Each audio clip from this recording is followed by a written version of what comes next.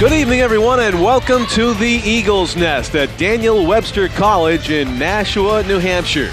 I'm John Collins along with Tom King, and we are courtside, Tom, for this exciting women's basketball battle between Daniel Webster, the host, and the visiting but intra-city rival, Rivier Raiders. And Tom, I feel like I'm in 3.2 field goal range. We're right you're there. Just outside the three-point arc where we're sitting right now, John. Yeah. How's your jump shot? I don't know. I noticed that you put me in the.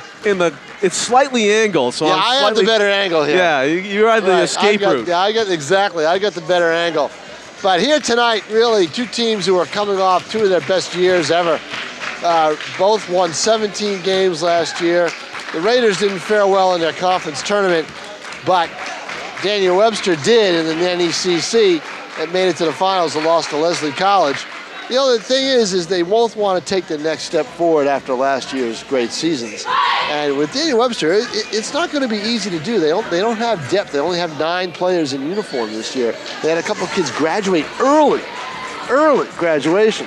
So, and they recruited 3 players in. You do the math, and they only have 9 suited up. But they've got some good talent. Vanessa Vasquez, over 50% shooting from the floor. I don't think you or I could do that. No, that's excellent. And she's a 20-point-a-game player. She won't be hard to find on the court tonight. It's interesting you brought up that phrase about depth. You hear that cliche a lot in sports broadcasting, but we mean it. 9 players. You can't even go 5-on-5 in practice that way without a coach. And if you look at the numbers, Riv, certainly I'm looking at their bench. They've got 7 deep on the bench.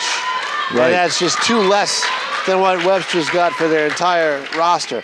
If talking with officials from Webster, I mean, they made the right move of going to the NECC a year ago. It really paid dividends this fall. They got 2 conference banners to hang up in the wall for soccer and for women's volleyball. But for basketball, they'd really be taking their lumps if they were still in the GNAC, which is where Rivier is right now.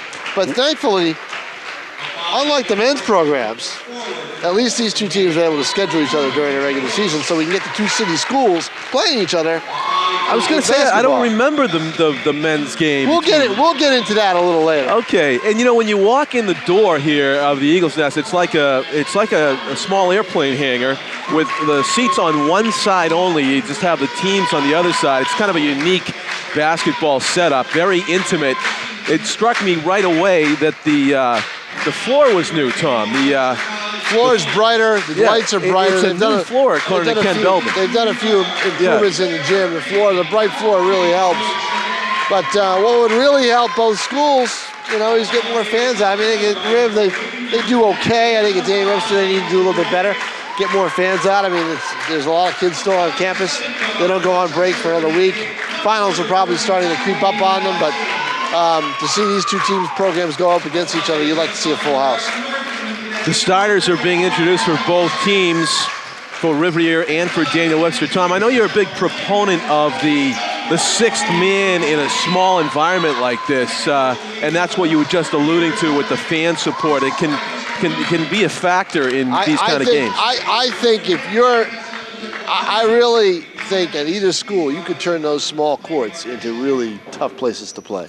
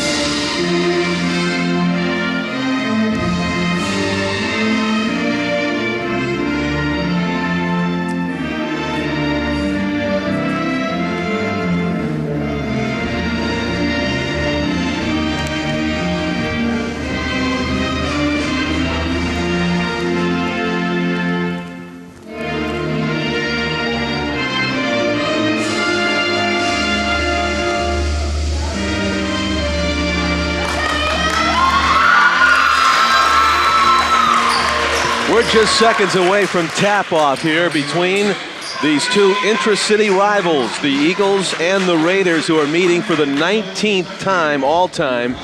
Rivier's got the 11-7 advantage. Tom, you may remember last January 8th, Rivier won a thrilling 78-75 decision at Muldoon Gymnasium. Yeah, we did it over there. Yeah, and Joyce Chagan was the star. Yeah, exactly. Right, she was. And it was a great game. Joyce Chagan, you'll see her right out there on the court. She's wearing number 3, the junior guard from Boothbay Harbor, Maine, in the white and red numerals. Coming out. But really, the player for Rivier, Jess Mellon, she seems to do it all. She averages 15.7 points a game and 10 rebounds a game, a double-double every game.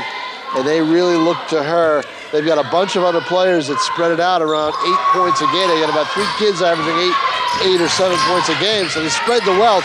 But Mellon is really the key. She is the focus. She's number 32. In blue. The first shot by Rivier off the rim, no good. Monica White dribbles deep, and she feeds it out to Amanda Purcell, the Alvern High School alum, who is out up top. To Mellon on the right top of the key. Back to White. Just underway here at Daniel Webster College. Monica White with the drive and lay-in. 2-0. Daniel Webster. Actually, Rivier, sorry. White's got a lot of ability. She's a good basketball player. She's really a great softball pitcher, but a super athlete. And really, I think they tend to follow her lead. A long distance attempt there by Tanisha Tate. It just goes in and out. A 5'10" junior from Lynn, transferred from Community College, Rhode Island. You wouldn't expect her to be shooting from the outside. You would think she's more of a post player, but she took that shot there. Almost had it on the money, but in and out. Maybe it's the Rasheed Wallace influence, the new addition to the Celtics, who likes to take it from downtown from time to time. Then you saw Jess Mellon, I believe, get fouled deep. As Tate picks up her first foul. So Mellon will do the inbounding. We are close to the action here. So if you hear squeals of pain at some point during the contest, it'll be probably John. me. It'll be John. Tom will be out the back door. Right. Ball is in the backcourt, but it's off of Daniel Webster, so Rivier is legally allowed to bring it up the court. The trainers have been alerted for you, though, John. Remember, that was volleyball. That was volleyball. Year. I had that bloody sliced finger. Yeah. Trying to protect our equipment here on the sideline. That'll teach you. Alicia Gervais driving and laying it off the glass and no good. And there's Tanisha with the rebound. A driving try there by Mackenzie Brooks from Colebrook, New Hampshire, just in and out. Well, I'll tell you, if I'm Rivier, what I want to do is I want to run these kids ragged. They're staying inside. No good, in and out. I want to run the floor if I'm the Raiders. Even though Mellon's their center and more of a post player and does the job inside, I want to get my players up and down the floor and tire this Daniel Webster team out, force them to use their players and go to their bench. They're 9 players. The depth advantage, as Tom just talked about, for Rivier in blue, as they do seem to be trying to pick up the pace. But Daniel Webster's got a strong defense so far early in this one. It's a 2-0 game, and Rivier is in the lead. And Daniel Webster with the ball. Ashley Meliver coming in for Rivier. She's another former Alvern player. They recruited heavily in the Hudson this year. They sure did. I know it. I wonder if my neighbor is going to be in there. Ms. Thomaswick, who also has started Alvern. Dribbling out top. And in, and is that 3? I believe it is. It is a tray. So for their first lead of the game, by on a the kid three-pointer. who doesn't miss, Vanessa Vasquez. Vanessa Vasquez adds to that 500 shooting percentage. 20 points a game average, just about, if you round it up. For Vasquez, heavy traffic on the far side of the court. It's going to remain Rivier basketball. Well, you know what I like about basketball, John? We're warm. Yeah. We can't say that about football. Yeah. We can't say that about hockey. That's right. But we can say that about basketball. It's a loose ball on the floor. Tanisha's going to grab it, and the ball is also going to be grabbed by number 14, Kelsey LaRose. And it's a jump ball that will go, this time, possession Daniel Webster, to be inbounded by Amanda Purcell. Also on the court for Daniel Webster, Jess Mellon there, Amy Nelson, number 32. And the high scorer, Vanessa Vasquez, is awaiting down underneath the basket, number 34. Let's see if they work her the ball again. She seems to have the hot hand. She's got it, but she's double teamed, as you see. They know about that 19-point scoring average. No doubt about it. I mean, you can afford to double team her because you have the players on the bench to expend that kind of energy. It takes a lot of energy to play defense, more so than on offense. So if you're using 2 players up in a double team, you're getting 2 players a workout. You're giving 2 players a workout. They can afford it. Head coach Kelly O'Connell can afford to do hockey shifts, basically. Tonisha driving, laying in with a finger roll for her first points of the night. You just look at Tate. You don't see the grace when you see her in warm-ups and running around a little bit. But boy, when she gets the ball in her hands, she becomes a different type of athlete. She seems to have an aptitude for scoring. So far early in this one, a launched shot from deep by Amandra Purcell is missed, but this putback is good by number 3, Lauren Brett. 5-4 Eagles. It was only Riv's second hoop of the day. So Rivier, Lauren Brett, a freshman, downtown. Vasquez missed. Headlines. Well, there's the other half of her percentage, but look for her to hit the next one. 50-50. And the bonus is Daniel Webster gets it back. They trail 5-4. Actually, they're up 5-4, excuse me. Tonisha, with that finger roll, had the 5th point. Man-to-man right now for the Raiders. They're going man-to-man. The 3-point attempt by Shagan is short. And I think that's the way to do it. That was intended for Tom King, intercepted by Kelsey LaRose. I had it all the way up, John. Don't worry about it. Amandra Purcell's going to slow it down a little bit at the top of the key, trying to penetrate this tough Daniel Webster defense. That's also a shoulder, and that is an offensive foul. See, I don't know if I want to go man-to-man if I'm Daniel Webster, because I want to force Riv to throw up quick shots from the outside. You know, if I go man-to-man, I'm making my players play a little harder than I want to on the defensive end. You always want to play hard defensively. But more substitutions, Tom. If I go man-to-man, en masse, you know, I mean, they've already brought in 3 new players off the bench. Fresh legs. We're early in this one. That could take a toll later, though. The depth of the team in blue, Rivier, versus the 9 players for Daniel Webster in white. The miss by Tanisha Tate from deep. Clinging to that 5-4 lead, Daniel Webster goes on defense. Drawing the foul last time on the offensive foul, Joyce Shagan. She's up top, number 3, now guarding against number 15, Steph Adams. Now, see, they run their offense very well, Rivier does. They're very well disciplined because O'Connell's a taskmaster. She's one of the best coaches around. But if I'm getting a miss by the Eagles, I'm running the ball up and I'm not stopping. I'm telling my guard, keep running, keep running, keep running. The basket by Mackenzie Brooks, no good on the violation by Rivier. Not clear exactly what that was, but it was before the shot. And Tate comes out, she gets a breather. She is already winded. It's got to be tough on her. Yeah. You know, because they don't have a lot of, they can't afford to rest her that much. The feed inside to number 11, the substitute for Tanisha, is Kirsten Murphy, sophomore from Woodstock, Vermont. And she is fouled on the pass in deep by number 12, Ashley Mativier. Now we have another whistle, and might have been palming the ball or turning it over against Daniel Webster, so it's Rivier basketball. Trailing by 1. Low-scoring game here early at the Eagles' Nest. Holding it, Steph Adams. Wide open jumper off the pick is no good. And Daniel Webster with a bit of a fast break. Stolen. Monica White up the court. Dishes it back to Monica. She's open. She passes up the shot to hit Ashley Mativier, who bounces it in deep to Steph Adams. The turnaround is good. Adams with a good move inside. Took one step, didn't hesitate, puts the ball up very quickly. They've got to take advantage of the fact that Tate is out, and they've got to go inside. Joyce Shagan up top to Nelson. Back to Vasquez. Yeah, she's driving, and she goes up and down with it, and that's a travel. Both teams playing tight defense here. There's a difference between a shooter and a scorer. A shooter, okay, you know, if I'm open, I hit. Scorer finds ways to score no matter what the defense is. Vasquez has got to make that transition. That's what she wanted to be. She wanted to be a scorer, but she just has that shooter's mentality that she said, now there's a better shot to take than me driving the lane. I'm going to pass it up. She should have driven the lane and taken that shot. Bringing it up floor is Ashley Mativier. She dishes it to Mandra Purcell, who slips. There's a steal. Intercepted by Casey Lang. She's going to try to go to the distance. Heavy bodily contact underneath, and it's a foul. Basket no good, comes well after the foul, and three-point would be three-point play. And so just into the game, Casey Lang, K-A-C-I-E, not to be confused with K.D. Lang, of course.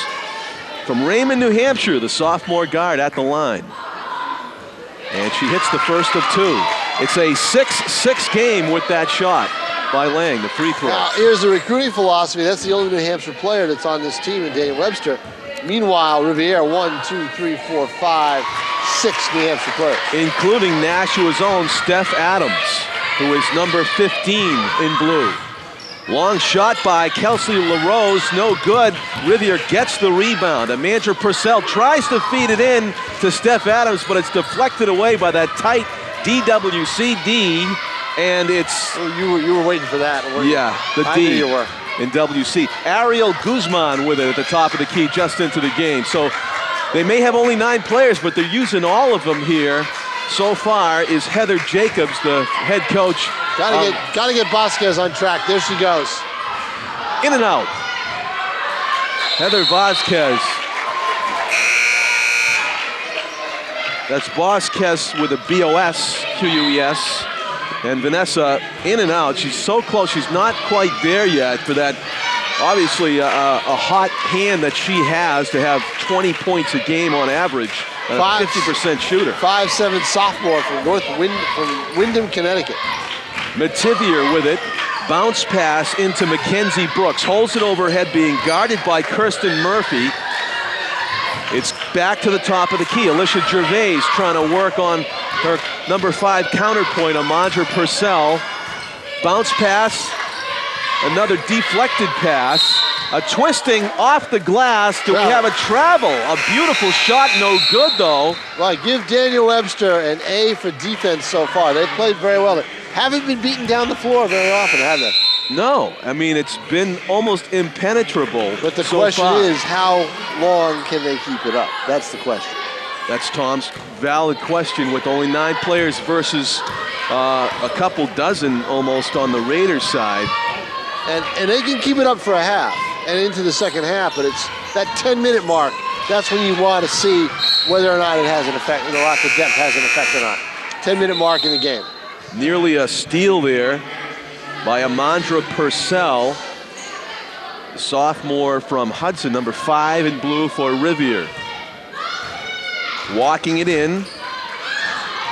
Ariel Guzman passes it now to Gervais. It's down in the corner. And Vasquez wants the ball. She badly wants the ball. She's calling for it over on the left side. Jump ball now between Chagan and LaRose. It will be Rivier, Daniel Webster's turn at possession. Underneath, Vasquez misses, and relatively easy shot for her. She just went up too strong to the basket. Got to make that transition. Got to become a scorer. And a timeout is called. No, it's not. It looked like it was, but Rivier's basketball. That's one thing. We're going to probably get halfway through this first half without a timeout. No quarters in women's college basketball, going with 2 halves. And I think the timeouts are much more important, obviously, for Daniel Webster. Here's the lead pass on the break to Chagan. She's by herself, and she doesn't miss. No. Joyce Chagan with 2 points. That gives Daniel Webster a 9-6 lead. There are 11 and a half minutes to go in the first half of play here at Daniel Webster College. John Collins with Tom King. We are flush courtside, right up against three-point land here. That's a putback and a basket for Rivier to get back in the flow of things. That's number 23, Sarah Howard, out of East Greenwich, Rhode Island, the freshman. Number 23 with the basket. Well, one thing we haven't seen from Rivier, they haven't gotten Mellon involved in the offense an awful lot. No, we have not said her name. 32 in blue for the Raiders. And she's been, trying, I thought they might rest her a little bit or whatever, but Daniel Webster's done a good job of taking her out of the game. And there's a timeout. There's a timeout. John, you remember the days when we used to do games and we'd see cameramen struggle with those heavy cameras on their shoulders? Yeah. Our executive producer, Pete Johnson, just holding one of those little handheld mini cams that basically fit in the palm of your hand, I mean, technology, isn't it wonderful? It is. We're on one of those right now. It's incredible. I mean, he can just stand, relax, kind of go like this. Doesn't even have to look at us, you know? Instead, usually he's got the heavy thing on the shoulder. These guys are dying by the end of the game. 4-1 Eagles against the 4-2 Rivier Raiders. After that timeout, it says 9-8 Eagles lead. And a wide open jumper there missed by Guzman. And it's the Raiders basketball. Down court they come. Trying to push the pace. Guzman with the steal. She dribbles out of the crowd on the fast break. Looking to dish it. Bounce pass. Breaking it back up top. Swinging it around. Underneath, we have a whistle and a travel. Opportunity missed for Daniel Webster. Yeah, they need to identify the play when they go down the court. They were a little uncertain trying to swing it. Someone's got to take charge offensively and basically get Vasquez the ball so she can be the one to do it.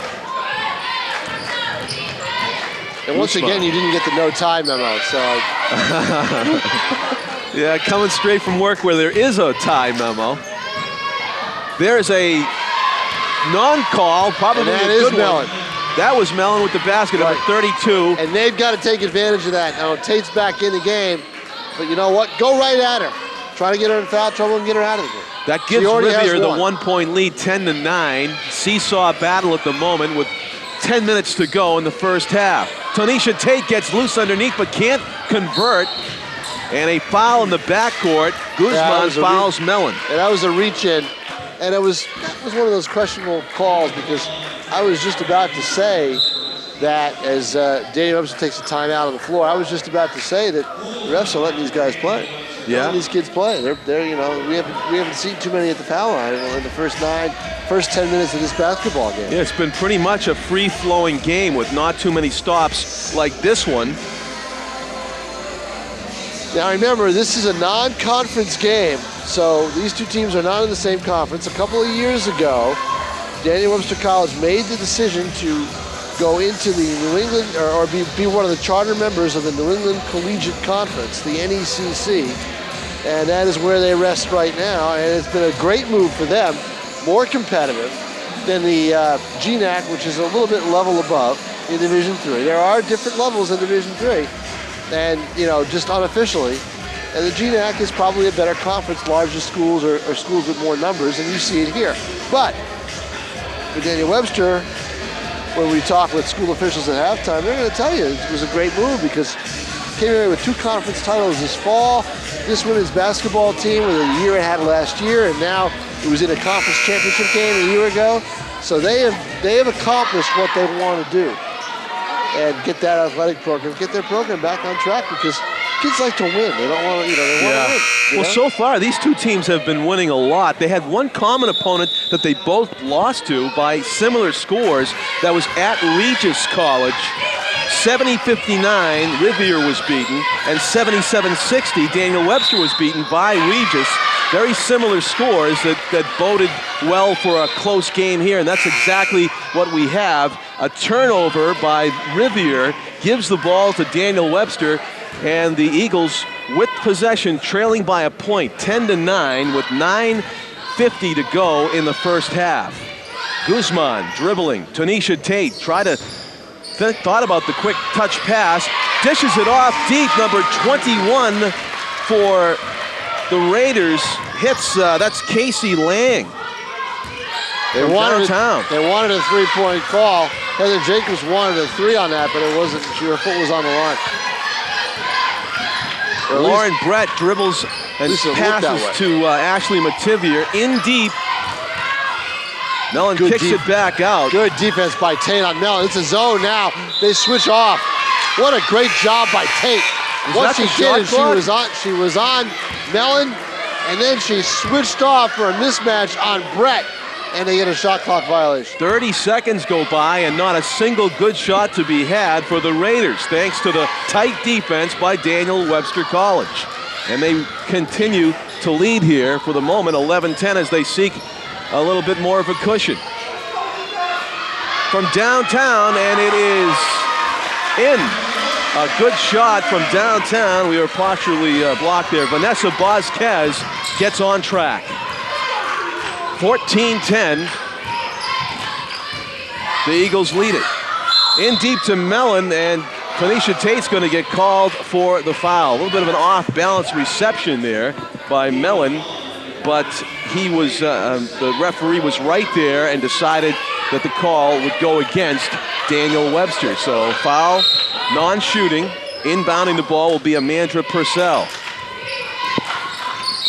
Quick hit to McKenzie, and we have an offensive foul called against McKenzie, committed on the tight D by Tanisha Tate. So it goes against the Rivier that time. And no shot again. They get off. I'll tell you, a team with only 9 players can expend that kind of energy and play defense the way they can. If they can do that for 40 minutes, they're going to be a good team this year.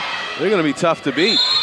Jump ball. That's a lot of energy on defense, and they're really doing a great job. Riv has not been able to crack it. But, John, you know, the reason I think they haven't been able to is they're not running the ball enough. You know, they got to run. They got to run. They got to get these guys tired. They got to get these kids tired, run up and down the floor. But that doesn't seem to be Riv's game this year. It has been in the past, but not so much right now. It doesn't seem to be their style. Good inbound pass from Tanisha Tate to Vasquez. She gets it to Guzman. Guzman with a no-look pass to Tate, and it's deflected out of bounds into the Rivier bench. Boy, but still, they actually had a zone set up, a zone trap. They triple-teamed Tate. Almost forced a turnover. Daniel Webster lucky to retain possession. Dan Webster showing a nice penchant for quick ball movement right there. Guzman gets it from Tate. She thought about penetrating, but then backed it out. Casey Lang feeds it inside. Brett, excuse me, that's Chagan. Guzman's got it back, fakes the pass, goes up with it off the glass, no good. Rebound McKenzie, dribbling it up court is Monica White. We've got the first 2 points of the night. Off the backboard, almost in for a wild three-pointer from right in front of us. Down court goes Chagan. She pulls it up. Lang hits Tate, following the field. Oh, rainbow! A rainbow! Nothing but net for Tanisha Tate. And it's a 16-10 lead, the biggest of the night for Daniel Webster.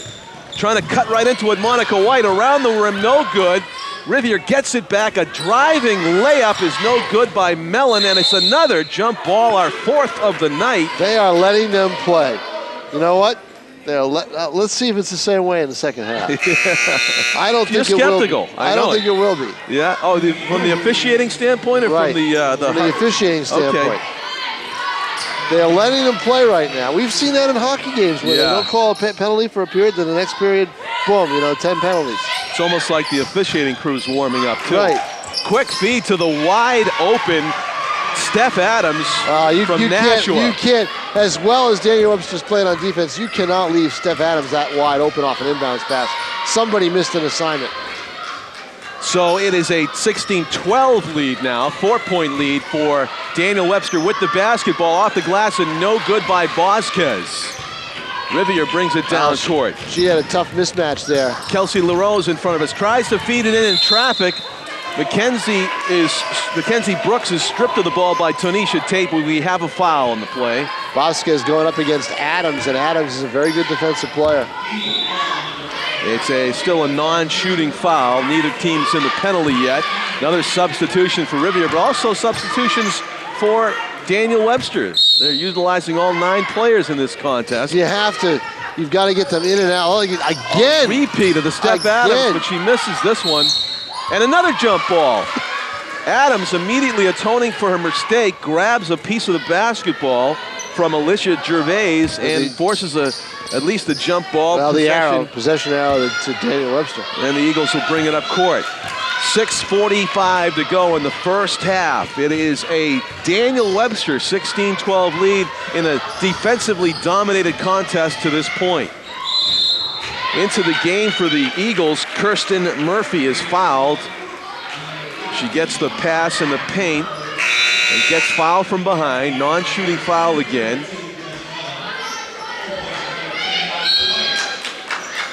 Daniel Webster inbounding underneath the basket. It looked like it went off the fingertips of Mellon, but no, the officials say it went off the hands of Shagan of Daniel Webster, so it's Rivier's basketball. Dribbling it down court is Ashley Mativier of Hudson, New Hampshire, and Alvern Grad, number 12 in blue. She has it in front of us, drives to the hoop, and lays it off the glass and in. Mativier for quick two. Move, she timed it well. The double team came over and she put the shot up before they could get set. Cuts the lead to 2 for Daniel Webster's. They try to break this string of misses down the court. Remember, Tate's on the bench again. Shagan underneath, laying it off the glass was Gervais. She misses, trying to fight to get it back, and it's Rivier's basketball. Tate and Vasquez are both on the bench, so they're offensively challenged right now. Mativier showing me something here with the ball handling and calling plays. And she's come in the game. Rivier's offense seems to be a lot smoother. Number 12 in blue, wide open shot. There was some contact after the shot. Amandra Purcell misses, however, and down court goes Amy Nelson. Bounce pass, a touch pass, and ends up in the hands of Casey Lang for 3, no good. Long rebound, Lang's gonna fight for it with Ashley Mativier, and it is a It's going to be Riv's ball. Riv's ball on the arrow. They called it on the arrow. They called it another jump ball. Called the jump ball on the arrow. There's going to be a lot in this game. If they're not going to call fouls, they're going to use the arrows as they're out to blow the whistle. And you know, when it's sort of like a rugby match. Right. What happens? Scramble for the ball. Exactly. Here comes Ashley Mativier, the Alvern grad, who's running the offense right now for the Raiders. With the basketball, Adams dishes it off to Amandra Purcell. Underneath to Mellon, gets position and gets a basket. And the foul. Kirsten Murphy's going to get called for the foul. She got schooled a little bit there by Jess Mellon of Rivier. Well, so have many other players this year on the schedule. They're 4-2 coming into this game. It's a Sweet 16 all game right now, and a chance to put her team ahead with this free throw, the point after the foul. Mellon misses, and it goes off her hands to Lang. She feeds it up ahead. I got a question for you in a minute. It's going to get kicked back outside. Vasquez passes up the shot. It's fed underneath quickly off the glass. A foul against Rivier now. Alicia Gervais will be going to the line. Why isn't there more noise when the opposing team goes to the foul line and the visitors, on the road? I don't get it. Respectful silence? I don't get it. I mean, do we see that when we see North Carolina and Duke play on TV? Right, no, exactly. So why don't we see that here? I never understood that. Because Rick Pitino's not going to walk through that door, Tom. I don't understand that. Let's go. Make noise. Distract them. You can. It's allowable. It is certainly allowable. Sure. One thing is that you don't have fans underneath the baskets here. It's really favorable to the free throw shooters. Although, as I said, Alicia Gervais misses her free throw. 16-all is the score. There's 4:50 to go in the first half. John Collins with Tom King courtside. Ashley Mativier's shot drifts to the right. Rebounded though, Mativier gets it in the scramble. And she kicks it to Mellon, a 2-dribble drive off the glass, no good, but the foul. That's just it. If Daniel Webster's going to say, okay, we're going to play you physical, we're going to body you and make every shot difficult, what you've got to do is say, okay, fine. The referee is our best friend. We'll go to the line. We'll challenge you. We'll take it right at you, and we'll see who comes out on top. Around the rim and no good. Of course, the flip side of that plan is you got to make your free throws. Jess Mellon is at the line. She's missed the first of 2. Low scoring first half, John. And it's still 16-all. Mellon again with a chance to break the tie, and she does. 17-16. Vasquez is back in for the Eagles. Let's see if they can get her on track. Look for her to get the ball. Number 34 in white. Whistle down in the far right corner. It's going to be a violation against Rivier. In, out, in, out. The passes are tough going underneath. You don't see many easy lands like that nice one. Pass. What a beautiful pass. Alicia Gervais with the shot, which is good. I didn't catch who the pass was from, but it was brilliantly done underneath in traffic. I think it was Casey Lang. Casey Lang with the feed to Gervais. It is a 18-17 lead, a seesaw battle now in favor of Daniel Webster. And Lang matched up on Melville. Mackenzie Brooks, shot is short, rebounded by Shagan. She feeds it to Amy Nelson. Slowly bring it down court. Joyce Shagan gets the feed back on a touch pass, man. and it's good. Well, Showtime. I'll tell you, they may not be able to go 5-on-5 in practice, but they certainly have a good feel for each other. Alicia Gervais, I believe it was a Casey Lang. One of the two, they fed it on a touch pass. Back to Shagan for the basket. They have a 3-point lead now. There's Daniel Webster trying to cut into it. Aggressive rebound and nicely done, but Mellon steps out of bounds. She was flying in so far and so hard that her momentum carried her in the air out of bounds like a long jumper. And a classic mistake by the Eagles on that play. No one boxed out. Right. And they got away with it. They were susceptible to the offensive rebound, but almost over-aggression by Mellons went flying out of bounds with the rebound. So it's Daniel Webster with the ball and a 3-point lead with 3:16 to go in the first half. Driving, Vasquez puts it up and in. Vanessa Vasquez. Now that's the move of a scorer. Drive the line, drive the baseline, and just take it to the hole. Wow, a scorer getting too aggressive on a couple of occasions is Jess Mellon. Once she goes out of bounds, and the second time here, offensive foul, and coming up empty, so it's a 5-point lead for Daniel Webster. If they score here, Tom, they will have the biggest lead of the night nearing the end of the first half. Well, there's 3 minutes to go, but their biggest lead before this was 6 points. Now they have a chance to go up 7, 22-17. Kelly O'Connell gave Steph Adams an earful, and then is about to put her back into the game as there's a turnover. Sarah Howard with the steal, number 23 for Rivier. She is looking for somebody on her team to take charge of this game. And there's a rainbow three. Amandra Purcell, beautifully done. Three-pointer, cuts the lead to 2. Three-pointer is a college team's best friend and can get you back into a game in a hurry. Holding the ball at the top is Alicia Gervais. She feeds it to Amy Nelson, back to Vasquez. Moving the ball quickly around the court. Nelson's 3-point attempt is no good, and a foul against Rivier. Apparently boxing out a bit too aggressively. No, I'm mistaken. Rivier is not called for a foul. It's their basketball. Apparently it was an offensive foul as Daniel Webster got too aggressive on the offensive board. It might be a shooting foul. It is. So with a chance to tie it up with a couple of free throws here, Rivier, number 3, Lauren Brett, will go to the line. She's a 5'9" freshman guard, but she doesn't mind going underneath the basket. She's got some good height and some ability to mix it up from Otisfield, Maine. And she gets the roll. Maine has been a heavy recruiting area for both these schools over the 10, 15 years. And you know why, Tom? You alluded to it earlier, because it's warmer in the basketball gym, especially in Maine. If you want to do sports, you might as well pick a warm one. Exactly. She hits them both. Perfect form. 22 all. We're tied again. So that 5-point lead is literally gone by the boards for Daniel Webster. 22 all as they try to retake it. Perimeter passing. Trying to penetrate with that bounce pass. Lang's pass goes off the fingertips of Vanessa Vasquez down deep, and it's Rivier basketball with a chance to take the lead. 2 minutes even to go in the first half.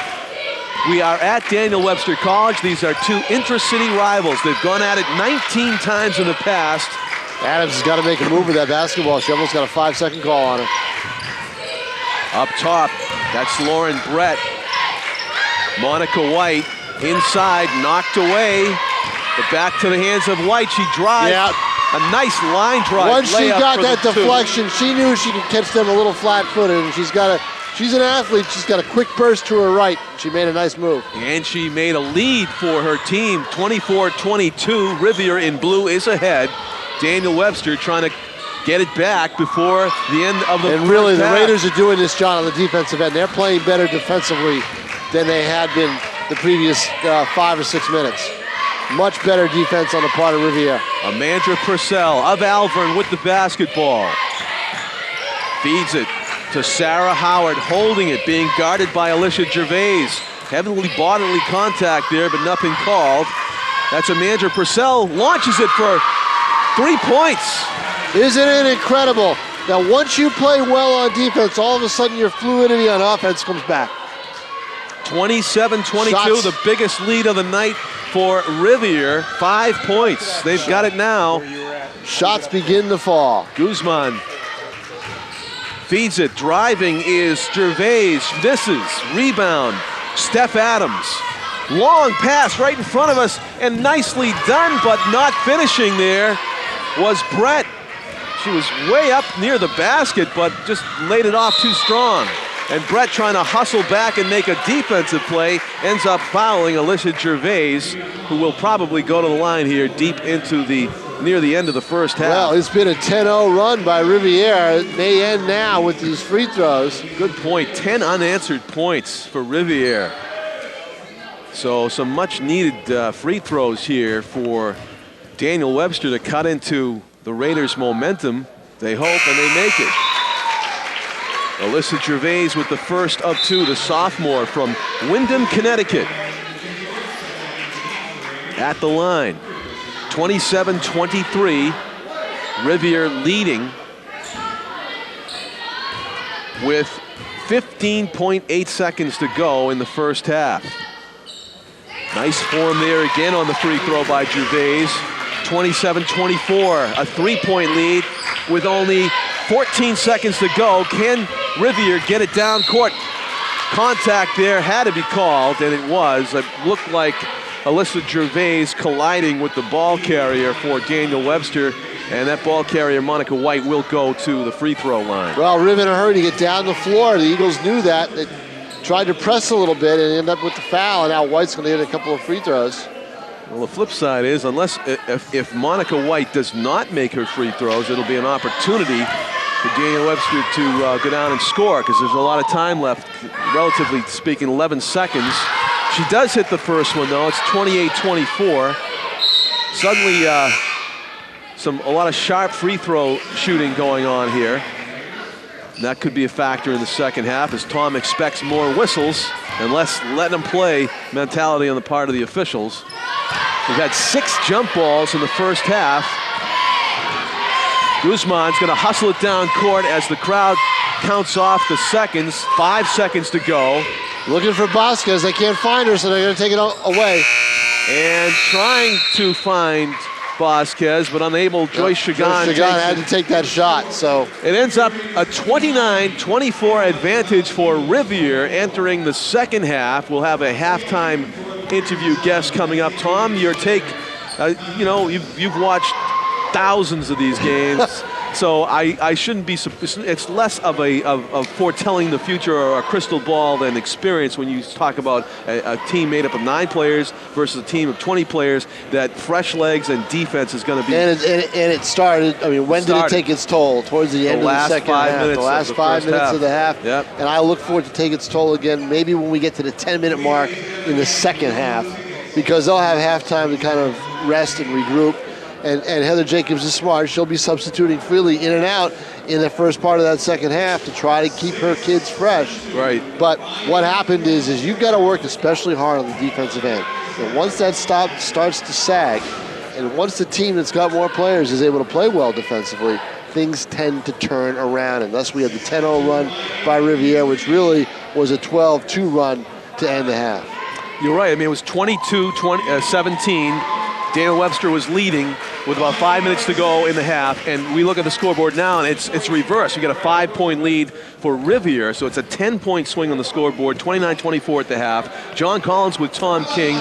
We'll have a halftime guest, and we'll have more exciting intra-city rivalry action between Daniel Webster and Rivier after this break.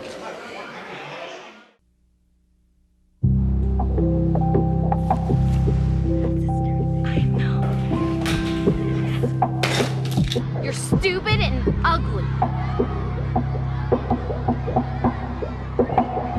Who's going to stop this?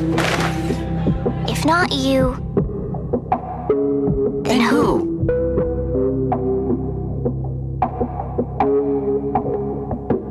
Take a stand. Lend a hand. Stop bullying now.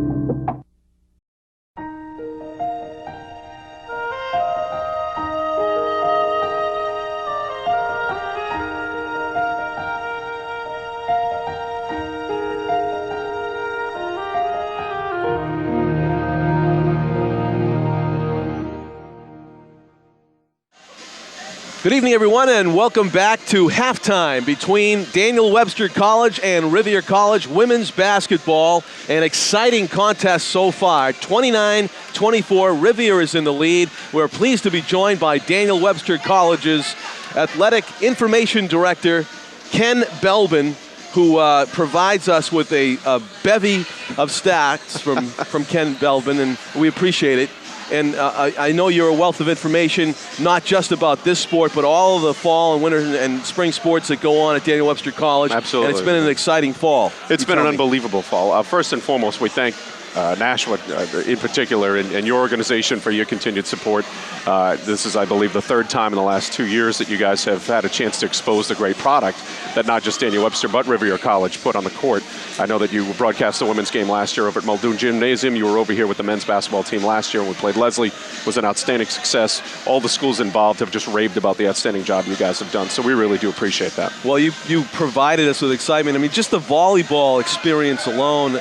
I mean, if you could just talk about that for a second. It was a remarkable fall. I was trying to explain to the people who live in my neighborhood about Daniel Webster College and volleyball that a lot of people don't know. Well, you know what it is? Nashua, as collegiately, is sort of a volleyball hotbed, believe it or not, now. I mean, we've won a league championship, but you look at the success that Rivier College in particular has had with both their men's and their women's program. Their men have been to national Final Fours. Their women have won their conference championship, have been to the NCAA tournament. Those are the types of things that we would like to see our programs grow into as well. But in particular, we had a great fall for our women. They won their first ever league championship right here in the gymnasium. It was the first league championship ever won on the college's campus throughout its history. And we just revived our men's program after a 10-year absence. They had stopped at 1999. We reintroduced the sport last year as well. So it's a great time to be a volleyball member. And obviously, it's kind of a thing to talk about at a basketball game, of course, but what we're talking about is the success in general of what we had here at Daniel Webster this past fall. It's been a remarkable year. And the more successful sports you have, the more games that we get to cover, Absolutely. Which I really like. Well, and it's not just volleyball, too. I mean, we're coming off really beyond anything that we had kind of hoped when we started sort of reinvigorating this program 3 years ago. Our men's soccer championship also took place on the college campus. We won the New England Collegiate Conference Championship less than 24 hours after our women won right here in this gymnasium. So it was really kind of a watershed moment for the fall sports programs. Our women's soccer team made the playoffs again. Our field hockey team in the second year of existence made the playoffs as well. It's really been a lot of fun over the last couple of years. Our men's cross-country team won the league championship last year and went to the NCAA tournament. So it's been a heady couple of years. And, at the same time, with due respect to Rivier, they've had, really great success over on their campus as well. They just opened up a brand new field over there, new turf field. They're doing some great things over there. We highly respect Joanne Merrill and the staff that she has over at Rivier College. This is Ken Belbin. We're at Daniel Webster College. You obviously have been in the news in the past year as a college because of the sale of the university and ITT Technical Institute, based, as you told me, in Indiana. Well, the clarification is ITT Tech, the commercials and whatnot that you see at night are actually owned by, as we are now owned by, a higher organization called ITT ESI, Educational Systems. And they operate ITT Tech. They also now own, and we are a subsidiary of. But there's no relationship between the two institutions whatsoever. You wouldn't see ITT Tech graduates or those types of people coming over here. I mean, unless they really want it, they're going to study a 4-year program. But naturally, the question that you get is, what has been the effect, if any, on the athletic department as a result of the sale? I'll tell you this, so far, not just so far so good, so far so excellent. We all had some concerns. Anytime that you have the type of situation that we went through over the summer, and you have a buyer that comes in, it's not unprecedented. It has happened, and we had a chance to do some research with some other institutions that have gone through this type of thing, and all of them, I think we have an opportunity to sort of set a precedent. In particular, we would now be the only for-profit institution in NCAA Division III athletics. And what ITTESI has said to us is, we love everything that you guys have been doing. They saw the vision that we had put in place 2 to 3 years ago to start to reinvigorate this program, expand our offerings, create a better environment for our student athletes top to bottom, add some full-time coaching staff, expand the things that we were doing. We've added 4 sports in the last 4 years. They love that. And they've been extremely supportive of that process throughout. They like the vision that we have. And obviously, we've continued to do the good things that we've been trying to do over the last couple of years. So just because we have sort of new ownership, if you will, they've had, no interference or any of those types of things. And in fact, I've been very impressed with their commitment to athletics and growth. This past Tuesday, for example, which was on last week, which I think was December 2nd or so, we launched our brand new athletic website. They've expanded our marketing budgets. They've expanded our photography budgets, those types of things. And so that shows to us that they have a commitment to our athletic program. That's been a great sign. Have we been able to talk about all of the sports that you want to tick off any of the other? Well, we've added men's golf, we've added men's volleyball, we've added field hockey, and we've added women's lacrosse, and we're particularly excited about that because we're looking for growth in the women's athletics in particular, and those programs have shown great progress in a very short amount of time. But as we always say, Division III athletics is really more about, the sports success is great, but if our students aren't graduating on time, if they're not doing the things in the classroom that they need to get done before the end of 4 years, then we know that we have more work to do. That never changes. This is an academic institution for us. That's why you put student before student athlete, and we're very proud. We had the highest number of academic performers this past year, highest number of dean's lists, highest number of president's lists, highest number of academic all-conference members as well, and the highest mean grade point average across the board. Are you talking about the GNAC highest? No, well, in the New England Collegiate Conference, yes. Right, we're part of the NECC now. NACC, sorry. Rivier is still a GNAC. Well, that's a fair thing because Rivier is an old GNAC rival. Yeah, okay. Yeah. And, final note there is that we're very excited to continue to have the relationship that we have with Rivier College. These are 2 great colleges in the Nashua area. They bring so much to the Nashua area. And from a sports standpoint in particular, it's great for the community. I mean, you look around, it's a great crowd tonight, and we always have that every time Daniel Webster and Rivier together, regardless of sport. That's been a lot of fun for both of us. Hey, I want to thank you for putting me in 3.2-point range.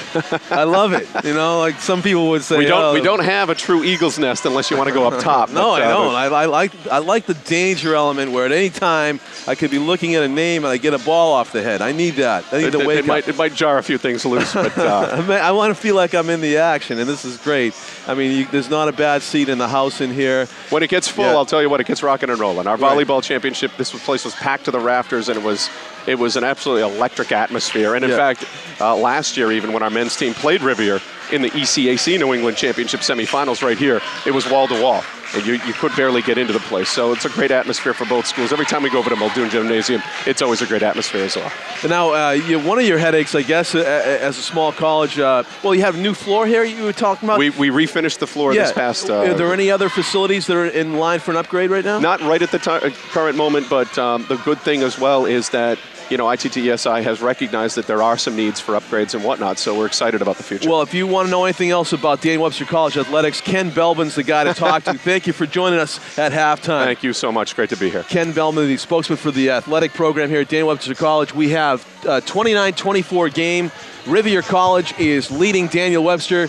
Daniel Webster, basically, as far as personnel goes, the underdog in this game with 9 players. We'll see what the second half brings. John Collins with Tom King. We're just seconds away from it here at the Eagles Nest at Daniel Webster College.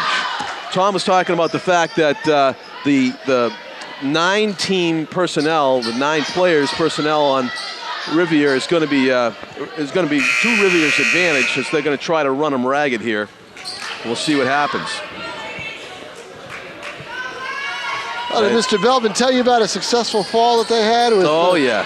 It's a perfect move into that conference. It really is, because you're able to recoup you're able to get your programs back to the level of confidence that they need, and then you come up with 2 great titles. I mean, men's soccer, he really did a great job last year to get them to 500 and into I think they made it to the semifinals in their tournament last year, and this year they took the next step. And the volleyball program has really taken off here at Daniel Webster. So starting the game, second half with possession and a chance to cut it to that 5-point lead, but almost running out of shot clock, and an air ball to end the 30-second shot clock, and no good for Daniel Webster. The one stat that bears out is that jumper's good. 3-pointer for Monica White. 3 fouls for Tate, John, and that's going to be for Tanisha Tate for Webster. That's really how Daniel Webster got in trouble in that first half. This is Vanessa Bosquez, who needs to get on track for Daniel Webster. We get to watch her shoot from right in front of us as they change ends of the floor here. 2 halves in women's college basketball. They don't go by quarters, they go by halves. That's the first 2 points of the second half for Daniel Webster. 32-26. But see, having Tate in the middle opens up that wing a little bit defensively, and Daniel Webster took advantage of it. Amy Nelson with the lay-in. So Rivier now with a 6-point lead, 32-26, and the basketball as they do some perimeter passing. Steph Adams holding the ball over her head. She dribbles to the right. She passes to Jess Mellon, driving baseline. She has some daylight. She misses. Mackenzie Brooks with the putback for 2. But nobody in double figures in this basketball game. Mackenzie Brooks with a 2-point lay-in to make it a 34-26, 8-point lead, the biggest of the night for Rivier. And so the tired legs that Tom talks about could be playing a role here very not early. that time for Bosquez. Not if she gets a hot hand. No, see, that's what they need. They need her to get hot. Vanessa Bosquez for 3. 34-29.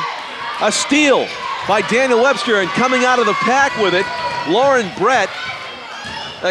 Joyce Chagan, and it's a travel violation, however, against Amy Nelson.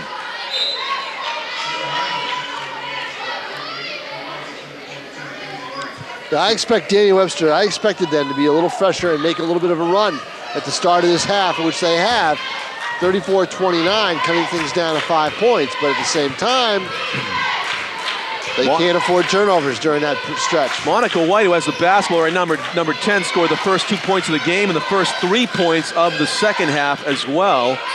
There's a shot from downtown by the Raiders, Amandra Purcell. It's long. And a fast break. Bosquez she got away with kicks it back out. Nearly a steal. And she got away with it. A carry.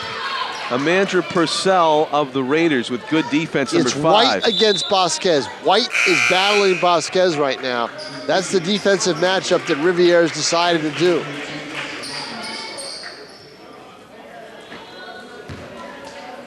They're right in front of us. Number 34 is Bosquez in white. Number 10 in blue is Monica White.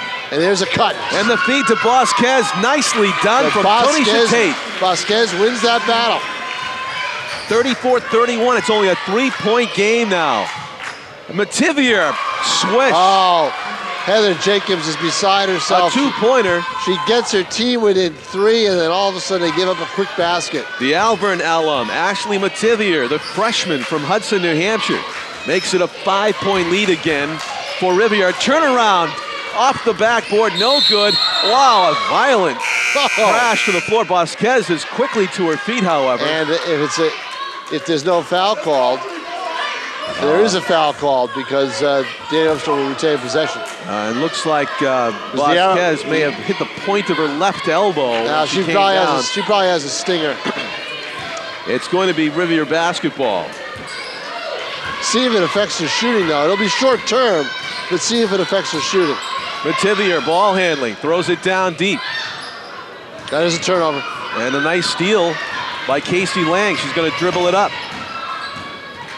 As her team sets up, they'll go around the perimeter. Let's see if they can match up Bosquez. Now they have Tanisha Tate going to launch it. Long on the shot, fought for, down with it. Amandra Purcell dribbles it down court. She'll shoot it from the 3-point line. It is a two-pointer, however. She was closer to the top of the key. Defense turns into offense. That time Rivier switched. They had Mativier now on Vasquez, and it worked. Forced the turnover, and Rivier gets 2 points at the other end. Nice shot by Purcell with the high arc on it. And now White is on it. See, Vasquez can't get into a rhythm. She's got a different player on her all the time. Casey Lang has it, goes off her foot, but she recovers, and she feeds it to Lauren Brett, but she misses the driving, Joyce Chagan misses the driving layup. Monica White with it on the left flank, and she just backs into defender Casey Lang. They're going to let that go, and it's out of bounds off of Rivier. I thought for sure in this half they'd make that call, and they did not. Still letting them play. Consistent with the first half, at least to this point, the officials letting them play. We've had at least 8 jump balls in this game. But you could see Tate, when she got the ball in the paint, the hesitation offensively because of the 3 fouls. She did not want to draw an offensive foul with foul number 4. Now, how is that? Now, see what a good teammate she is. She goes to the water cooler, Tate, and grabs 4 cups of water for her teammates. I don't think I've ever seen that. I don't think I've ever seen that either. The starting center? No. It struck you, too. Well, I'll tell you what strikes me about this Daniel Webster team. You could see it in the first half of the passing that they did down low. You got 9 kids. They're with each other all winter long. Yeah. They're close. They have to be. They've got to be. They're very close-knit. Kirsten Murphy is into the game. She'll spell Tanisha Tate at center for Daniel Webster. They're in the white jerseys with the red numerals and lettering. And Rivier College is in the white and dark blue. In front of us, Vanessa Vasquez, the team's leading scorer, is long on the three-pointer. She follows her shot, and it's underneath the table. Come on, John, you got to die for that. I can't find it. Where is it? Is it still under the table? You kicked it back out. That's out, yeah. It hit the leg. It's going to be inbounded from right in front of us. John Collins. Let's go. I'm still waiting for a player to just hurdle the table. I really am. Into our laps. Yeah. Ariel Guzman. No, I mean way over.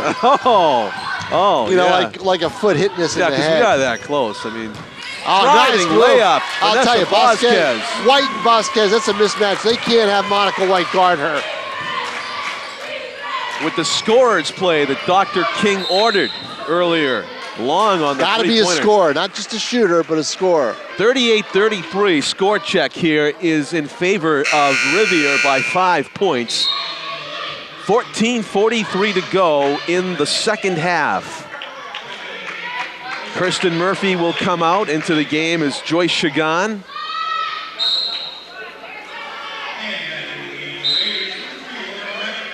Wow. And substitutions also for the Raiders. Kelly O'Connell looking for the right combination. She'd love to see another 5-0, 6-0 run. Get that lead into double digits. Quick lay-in right there by Steph Adams underneath. They are exceptionally well. Adams, again, that's the 3rd time in this game she's been open underneath off the inbounds pass for an easy basket. It's her specialty, apparently. Well, it certainly isn't Daniel Webster's defensive specialty. They've got to find a way to stop that. Yeah, if they're going to allow it, Steph Adams is going to take it. Momentarily losing the wide hand of open. Chagan. And Vasquez just not getting the hot hand yet. And I say yet because she's a 20-point scorer, usually shoots 500 from the floor, but not tonight thus far. And a backcourt on that long rebound that came out beyond the line. 30-second shot clock in women's college basketball. Only a couple of times we have seen it expire, but almost every time it's a difficult shot for both teams playing tough D. Down in the right corner with it is the Raiders' Lauren Brett. She kicks it back out to Ashley Mativier, the freshman from Hudson. Back to Brett, inside to Jess Mellon, back out, and an air ball there by Brett is fought for out of bounds off of Daniel Webster, apparently. It's going to remain Rivier's basketball on the offensive end. And the inbounds will be by Amanda Purcell, the sophomore from Malvern, originally from Malvern. Short on the three-pointer there by Brett. Outlet pass down deep.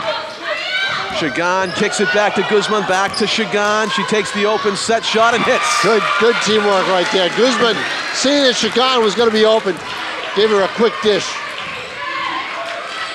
And as fresh of legs as Rivier has, their eyeballs almost couldn't keep up with that quick passing by Daniel Webster before that two-pointer. 40-35, it's a 5-point lead for Rivier with the basketball and with the shot. And there is Mellon. We've been waiting for her all game, and she finds a rotation outside. Daniel Webster couldn't rotate out quickly enough, and Mellon drains it.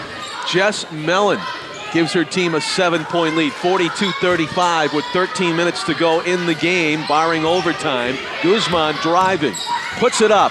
Too long on the shot, rebounded by Rivier, and wrestling it away for everybody is Nashua's Steph Adams, number 15. She dishes it. Mellon's got 7 points in this basketball game. I bet you by the end of the game, she'll be at her 15-point average. There she is again, almost. Mellon loses her footing on her plant foot and gets called for the travel. And it's too bad for Riv because she had an open shot. She was really going to scoop that ball right in for an easy basket. Great positioning after the pass from Mativier. Vasquez getting a rest. Kind of stretching a little bit. Ariel Guzman, number 4, dribbling it down court. It ends up in the hands of Joyce Chagan underneath. Lay-in is good, and the foul. That's Alicia Gervais who got loose and converted. She was fouled underneath by number 42, Mackenzie Brooks, who gets helped from the floor by her teammates, but it's a chance for a 3-point play here, much needed for Daniel Webster. Yeah, I think what Kelly O'Connell is probably concerned about the most is that her team's defensive effort over those last 6 or 7 minutes of the first half hasn't carried over into this second half yet. Right. It was a anomaly almost at the end of the first half. There was a one-sided game only for those 3 minutes when Rivier, who have the basketball right now, they reversed a 5-point deficit and they took a 5-point lead at the end of the first half, and they're trying to hold on to that 5-point lead right now. Nice hustle by Mellon into the corner. It's going to remain and that's because Rivier of Mellon. basketball because Great of Jess job. Mellon's hustle, number 32 in blue. And she'll inbound it. And it's knocked out of bounds by Casey Lang playing tight defense, number 21 for Daniel Webster. I'll tell you, Tatum showed me something here because she's played almost 8 minutes and hasn't drawn that tough fourth foul. It's going to send her to the bench. Mellon driving baseline, runs out of room, but she finds Steph Adams, who's long on the attempted lay-in. Tate with the rebound, outlet pass, gets down the court quickly to Joyce Chagan. She'll pull it up. And defensively, she caused that miss because she planted her feet and had herself set. Tonisha Tate, a presence underneath for Daniel Webster, number 20. Driving, Guzman throws it up and is fouled. Your point guard has got to take charge, and when your point guard is indecisive, which she was on that drive, if she had decided that she was going to take the ball to the hoop right away, she had the lane. 2 points, she had the lane. But then it went away. She's quicker than anyone else on that floor. And that could be a function of experience, Tom. She's a freshman, number 4 for Daniel Webster. Nice move by Mellon. Off the glass. She knew she was off balance, but she put the ball up anyway, and she put up a pretty good shot. You're right. That might come with experience for number 4. That will. Ariel Guzman.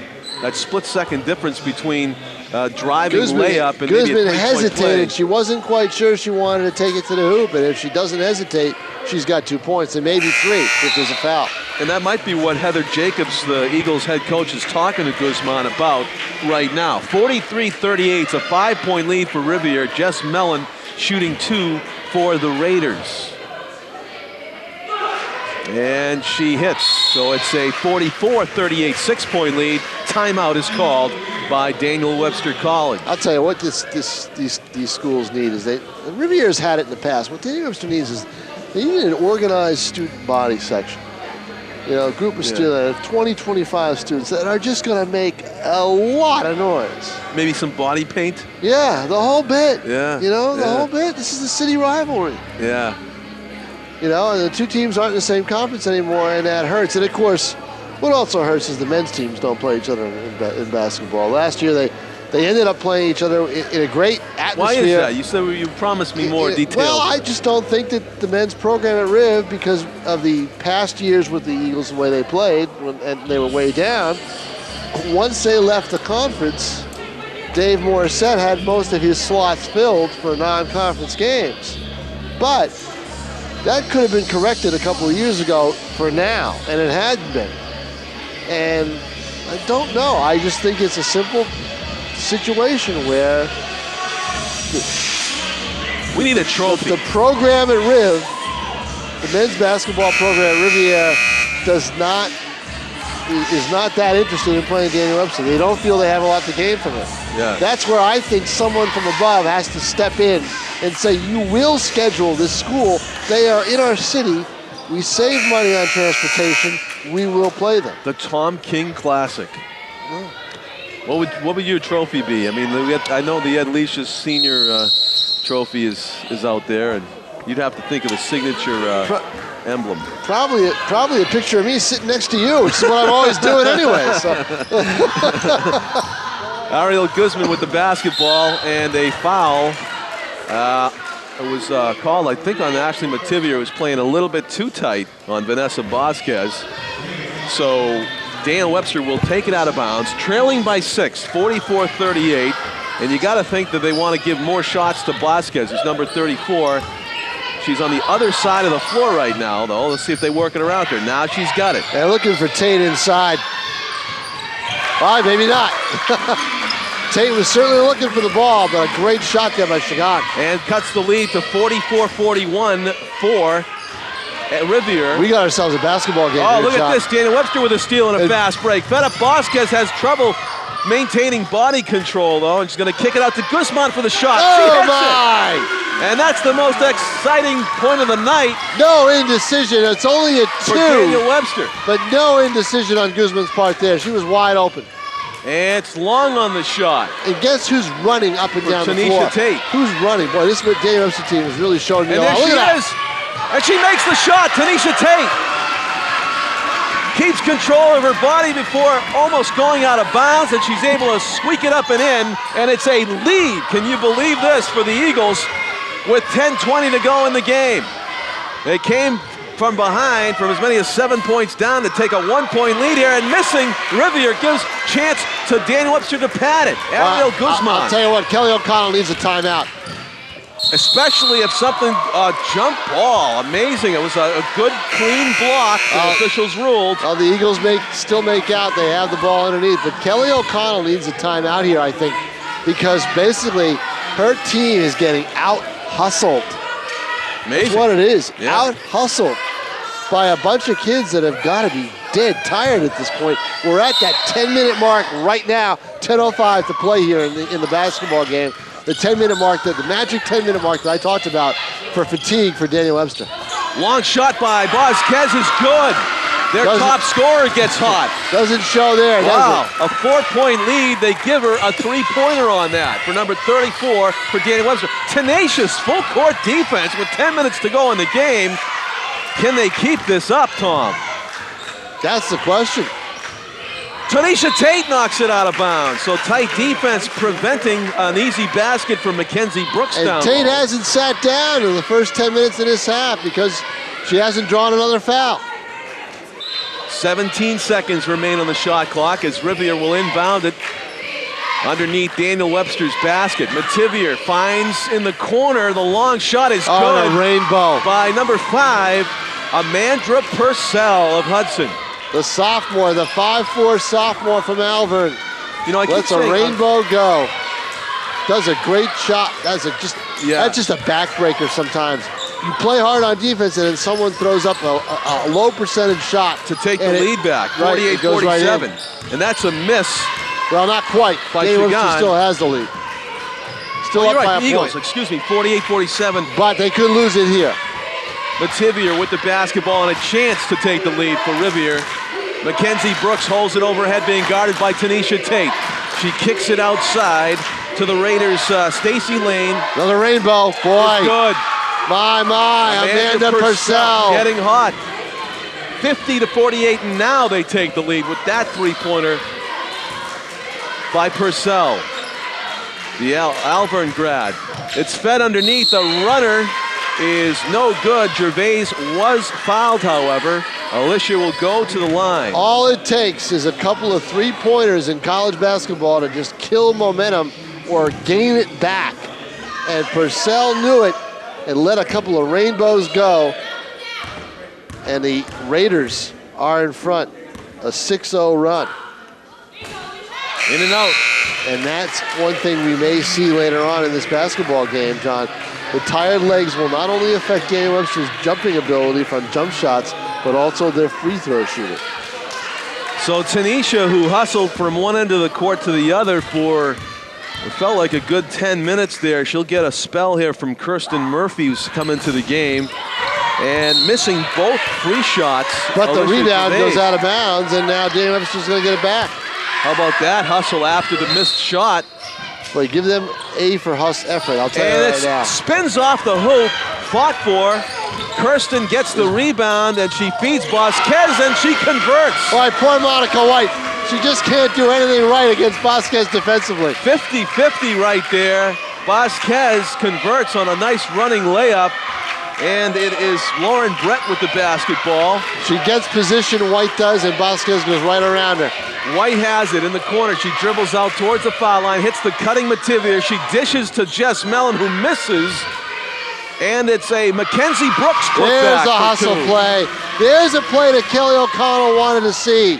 A hustle play for a basket. As we break the 8-minute mark to go in the game, 52-50, Rivier takes a 2-point lead. Daniel Webster with a chance to even things up here. Vasquez underneath double team, twisting, turning, and Kevin McHale's it off the backboard, no good.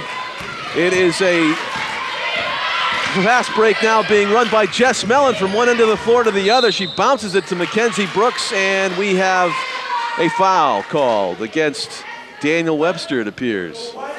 A blocking foul against Daniel Webster. 3 fouls for each team. Yeah, again, if I'm O'Connell, put it in overdrive. Have these kids run down the floor and just tire this Webster team out, because they are tired right now. You can see Heather Jacobs, personnel in and out now. She knows that she's at that magic time when she needs as fresh a player as she can get on that basketball court. 7.5 minutes to go in the game. Steph Adams around the rim and no good. Again, an inbounds pass, John. Yeah, they try it. You know, and she had the shot. It's a high percentage move. Oh, nice steal by Ashley Mativier is down court. She's got one person to beat. That's Ariel Guzman. She twists and turns and is fouled by Guzman, who refused to give up the easy lay-in, to her credit. Boy, Mativier is only a freshman. If she can develop, yeah, I think she will. I mean, she's got a lot of poise. She can really play. She can really play the game if she develops. And she's at the line right now. A couple of really talented freshmen on the floor here tonight. Ashley Mativier is one of them, and on the Daniel Webster side, number 4, Ariel Guzman, who just battled her underneath the basket on that particular layup. They'll be battling for 4 years, those two, Tom. Right here, number 12 and number 4. They're going to be going at it for the next 4 years. Be a good rivalry to watch. Yeah, and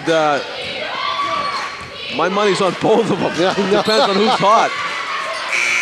Erin passed that time. Daniel Webster is going to have to regroup a little bit. They've lost the momentum and the lead at this point. 54-50, 7:05 to go in the game. Rivier will be inbounding it underneath their own basket, and the freshman Mativier. It'll come back to those 2 rainbows by Purcell, but the hustle basket, follow-up basket, driving the lane by Brooks.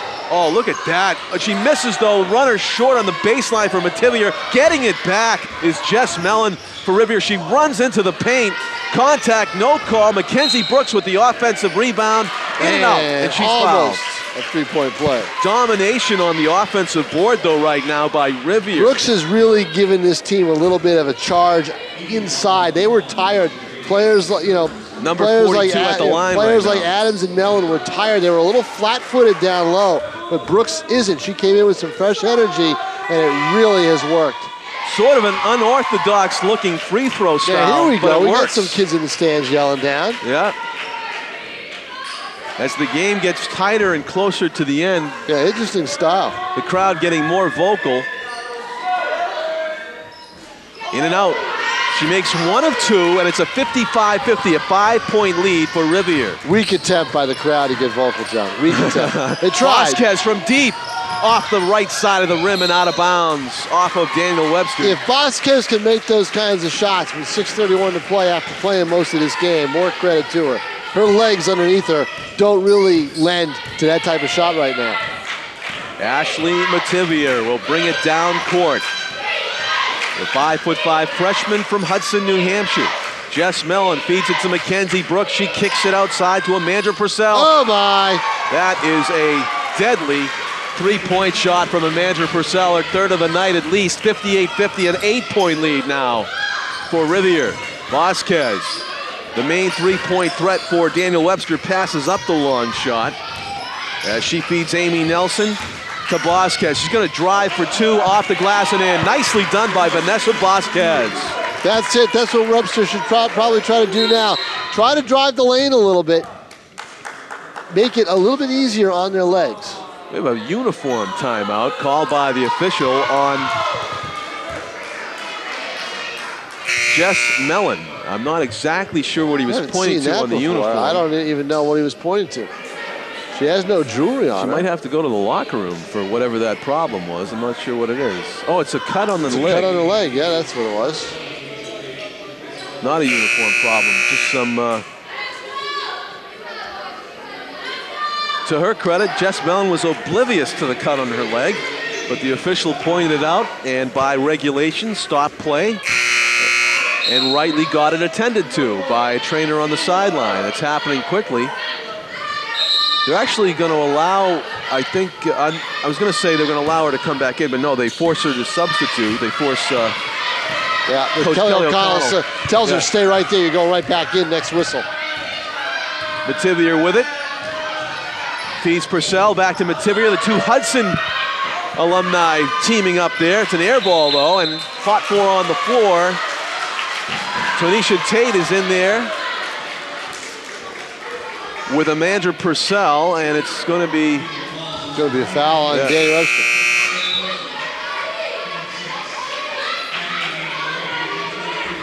Steph Adams gets a breather, number 15 for Rivier comes out and back into the game, now bandaged up. You see her with the basketball. Jess Mellon. Mativier running the offense as a freshman for Rivier. Runner with the left hand is good by Mackenzie Brooks. Boy, I'll tell you, who do you pick as your MVP for Riv? Brooks? It's got to be. Brooks or Purcell? Well, actually, it's got to be both. They have shined equally, I got to say. Although the key thing that you talked about, the burst of energy, I think that Purcell fed off of that. I think she did. I think Brooks. So the instigator, really, the person that gave them the spark was Brooks. Although Purcell hit those two rainbows that got them the lead back up. Deadly shots, beautiful to watch. But really, the hard work done underneath by Mackenzie Brooks, the energy that she brought to the game. And now it is a 60-52 lead with 5:23 to go. You can see. And what happens? It's fatigue at the end of the game that really starting to set in, I think, for Daniel Webster. I could just see two teammates, though, that seem to have the energy and the enthusiasm to make a comeback. Kirsten Murphy and Vanessa Vasquez were grabbing each other's uniforms and talking emphatically there during the timeout. Let's see if they're able to lead a comeback here for Daniel Webster. They're going to need to come back. They're down by 9. Problem with a tired team is trailing by 9 is they want to make it with threes, but their legs are too tired underneath them to really hit those kinds of shots. So they have to score and score quickly. Vasquez launches it, misses, follows her shot though. And keeping it inbounds on the hustle play, Amanda Purcell. Vasquez is going to be fouled. A reach in there, called on Purcell. Still won't send it to the line. Now Riv only with 14 fouls in this half. What's the penalty? Eagles have 7. What's the penalty? I believe the penalty is going to be 7. 7, okay. So if there are any fouls now committed by the Eagles, Rivier will go to the line because the Eagles are in the penalty. In the penalty. Rivier's yet to get to the penalty, though. As Tom said, this has been a let-him-play type of game. 14 fouls with 4:59 to go. Boy, if I'm Heather Jacobs to say, what's up with that? What's up with the visiting team having only 14 fouls in the second half? Maybe they're not trying hard enough to foul. I don't know. It's good. Probably not that. It's a combination of good defense and the other thing is combination of your team settling for jump shots. That's it. You know, fouls occur when you try to take the ball to the basket, right? Exactly. And Mostly. They need to do that. Yeah. But they also miss Tate. She's out of the game right now. They miss her out there. I think she'll be back very shortly. There are 4:59 to go, 4 minutes and 59 seconds in this. I don't think they have a choice. I think they got to put her back in. We're at Daniel Webster College on Nashua's ETV. John Collins with Tom King, a timeout as you watch Daniel Webster's huddle up close. Our cameramen tonight, almost forgot to say this, Tim O'Neill and Pete Johnson are here tonight, bringing you all the images, which are much more valuable than our audibles, but like to consider it a team effort. Casey Lang will inbound it. Vasquez's shot is blocked. Good defensive play by Mellon. Mackenzie Brooks down with it, feeds Mativier, and she's going to run it down the court, pull up at the top of the key and call a play. They know that Vasquez is going to be the one. And Rivier just focusing on her right now defensively. Vasquez, tenacious defense on Mativier, but White gets loose and around the rim and out.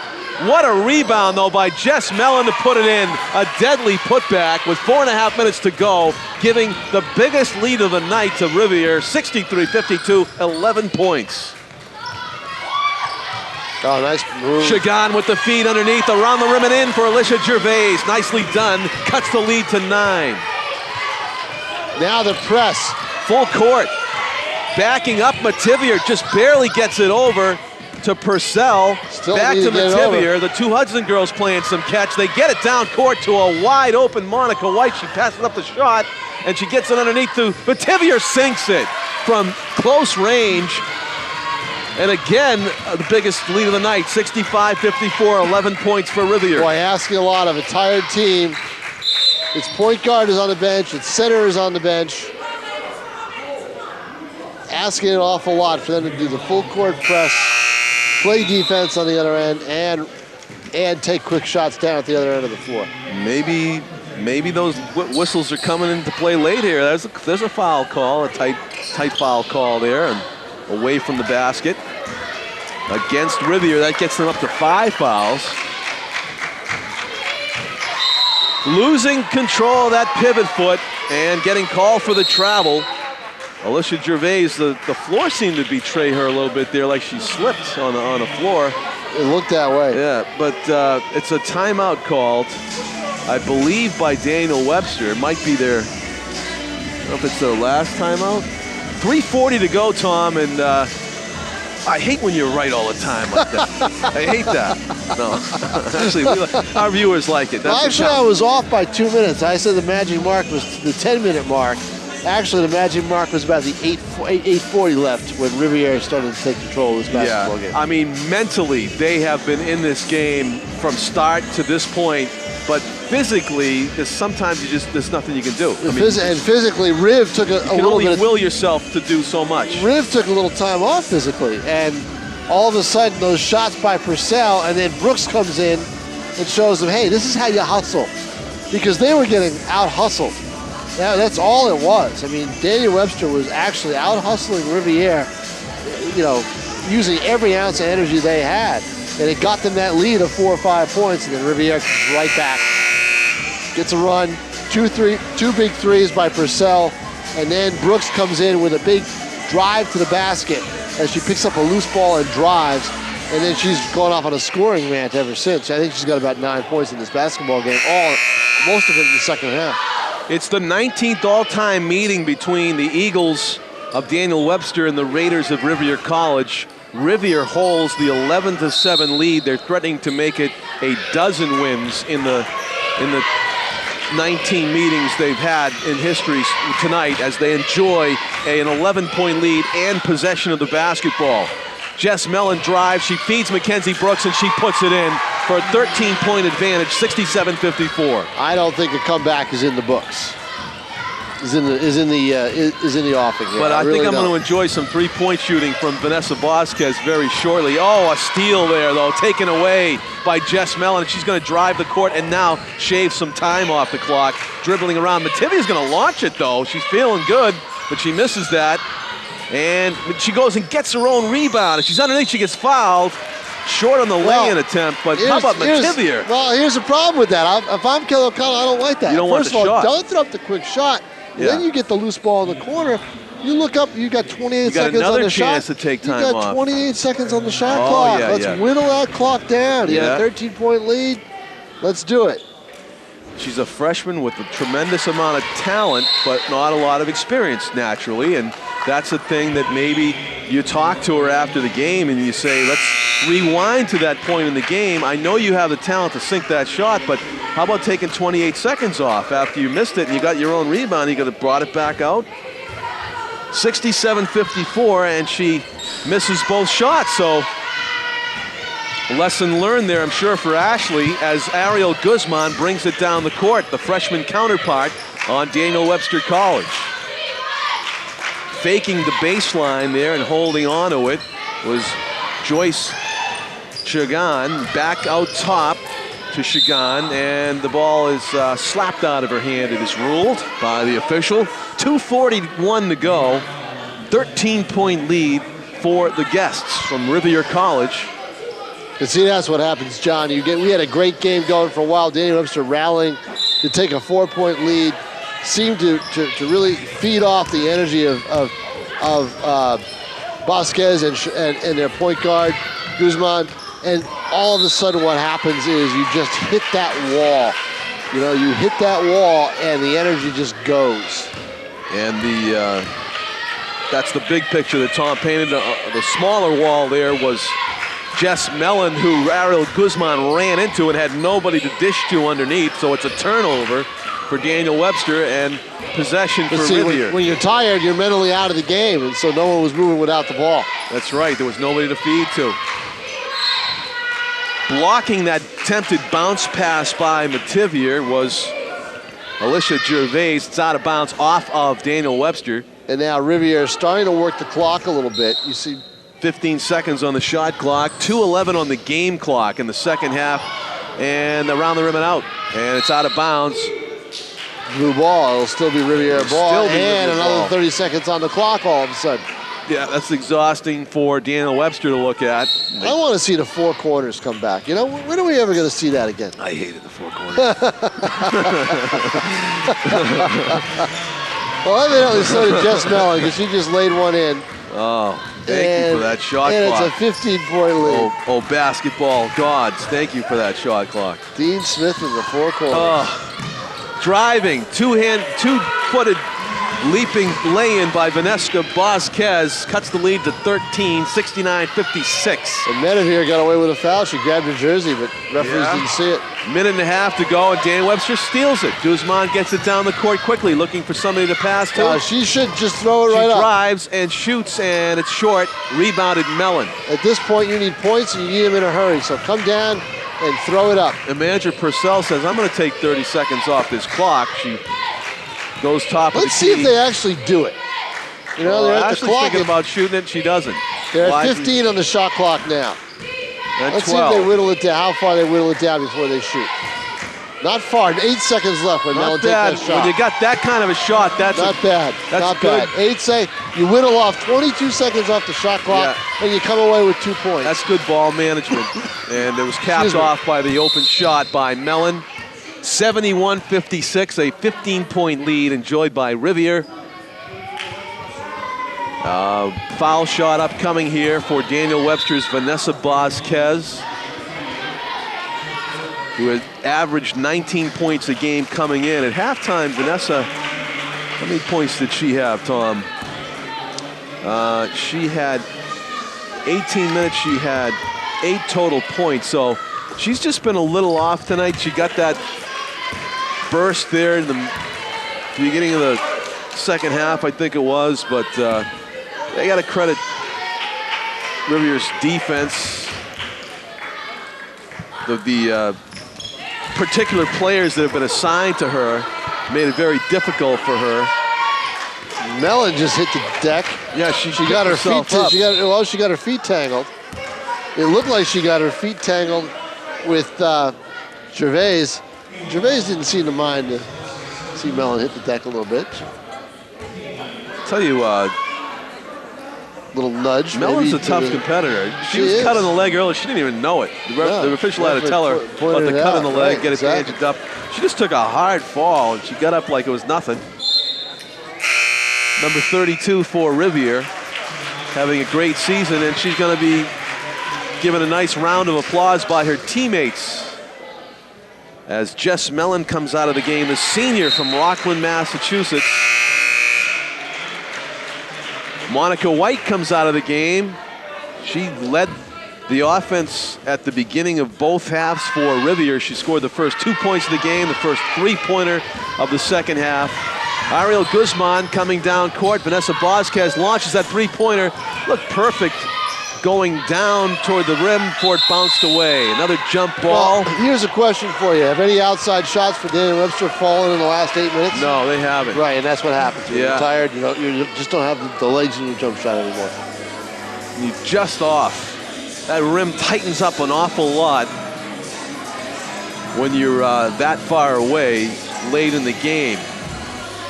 So 36.4 seconds to go. 72-58, Rivier in the lead. John Collins with Tom King, our camera crew here at Nashua's ETV, Pete Johnson, and Tim O'Neill. Tim's up top, giving you the wide view. Up close. Tim's as comfortable as I've seen him all year. He's warm. Yeah, I wonder if he got a close-up of the cut on Ashley's, on Jess Mellon's leg. Like we don't have our monitor with us tonight. Oh, yeah, that's right. I don't know. He got that close-up of my volleyball entry last year. Pete's got all the fun toys. Oh, yeah.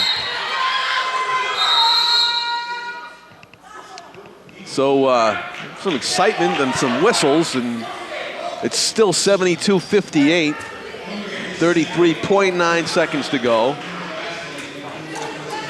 The head coach of the Rivier College Raiders women's basketball team, Kelly O'Connell. This is an interesting thing. Kelly O'Connell gathers her 4 assistants with her and talks about what she wants to go over with them with 33.9 seconds left while her players wait on the bench.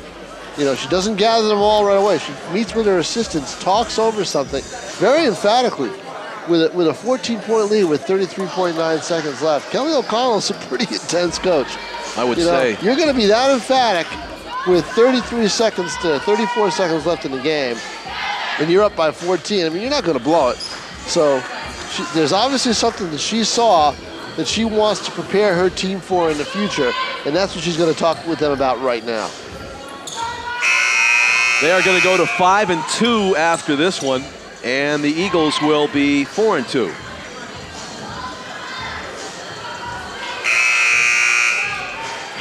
Rivier's next opponent will be Trinity at home on December 10.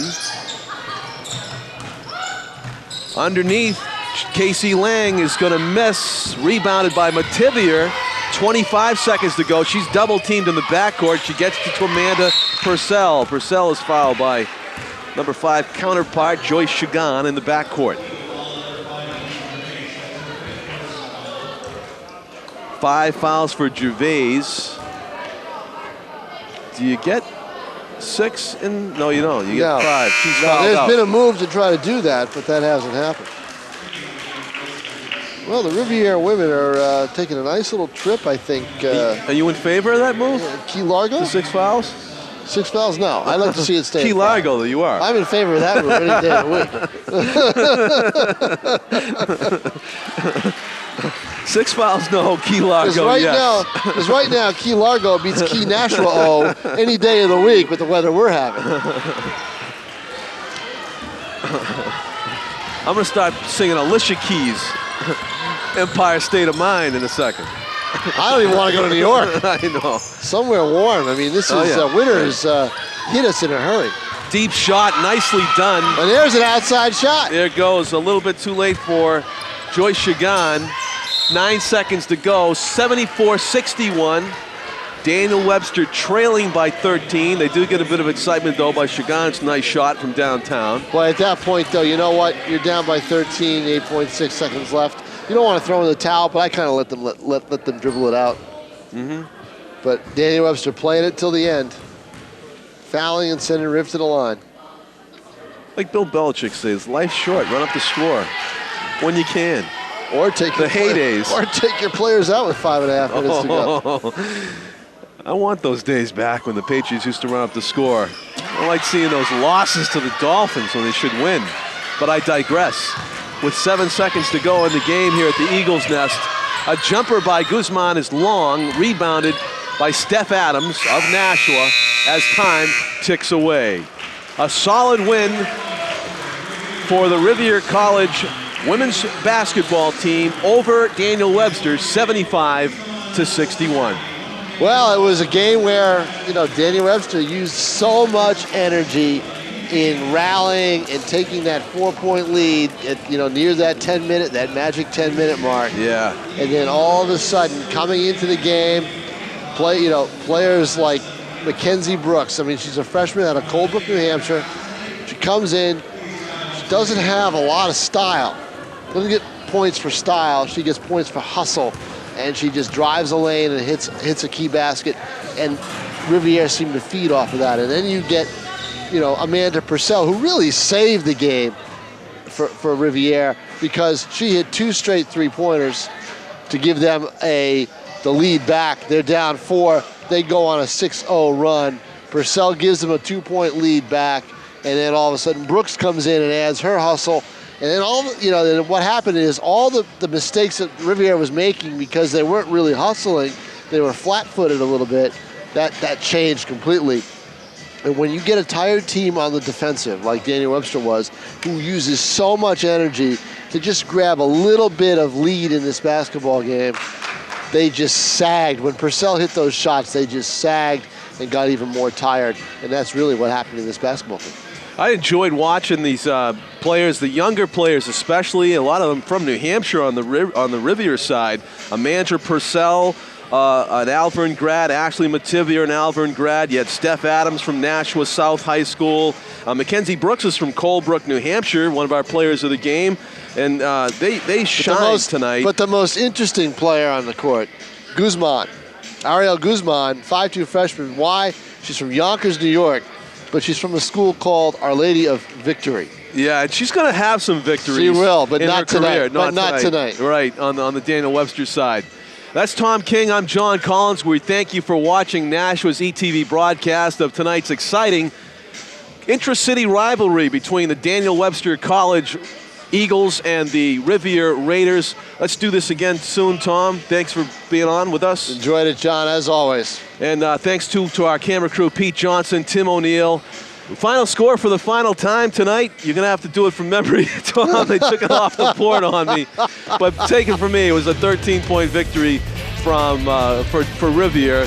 And Pete will probably, to show us off, he'll probably put it in flashing digital over our faces here at the end of the game. But thanks for watching Nashua's ETV. John Collins for Tom King. Good night from the Eagles Nest, everybody.